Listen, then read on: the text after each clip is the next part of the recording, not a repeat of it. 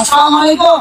আমার ব্রেড বস আমাকেই নেই চোর ব্রেড কাটতে পারে না ভূত। আজকে আমরা কথা বলবো ব্লেড বসকে নিয়ে। তো চলুন আগে আমরা এক নজর ব্লেড বসকে দেখে আসি। আমার ব্রেড বস আমাকেই নেই চোর ব্রেড কাটতে পারে না ভূত। ব্লেড বসে কিন্তু সামনে কিন্তু কয়েকটা দাঁত নেই, কপালে কিন্তু ব্লেডের দাগ দেওয়া আছে, মাথায় কিন্তু আমার একটা চুল নেই, লোকজন তাকে বলে টোকা।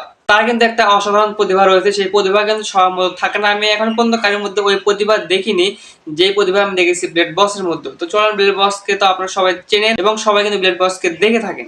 তো চলেন ব্লেড বসে একটা একটু প্রতিভা দেখে আসি।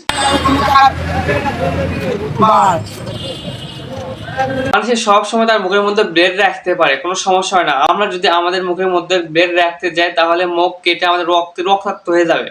আর ব্লেড বসকে দেখেন, সে কিন্তু মুখের মধ্যে ব্লেড রাখতেছে, কোনো কিছু হচ্ছে না।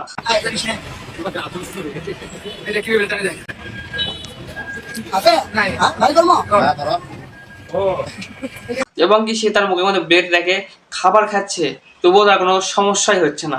সে আরামসে খাইতে পারতেছে, পরে আবার সে ব্লেড বের করে দেখাইতেছে, কিন্তু আর কোনো সমস্যাই হচ্ছে না। আর আমরা যদি রাখতাম, মুখ একদম শেষ হয়ে যেত।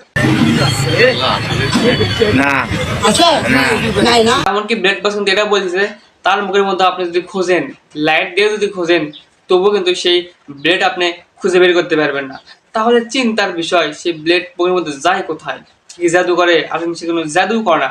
তাহলে সে ব্লেডটা কোথায় যায় মুখের মধ্যে? আমি আজ পর্যন্ত সেই চিন্তা ভাবনা করে খুঁজেই পেলাম না। তো এক একজনের কিন্তু একরকম প্রতিভা থাকতে পারে, সেরকম ব্লেড বসের এরকম প্রতিভা রয়েছে।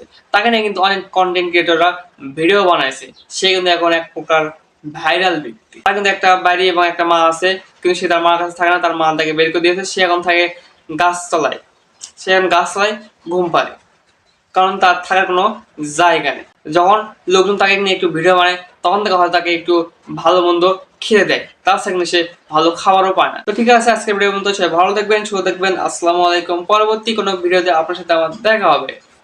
বাই।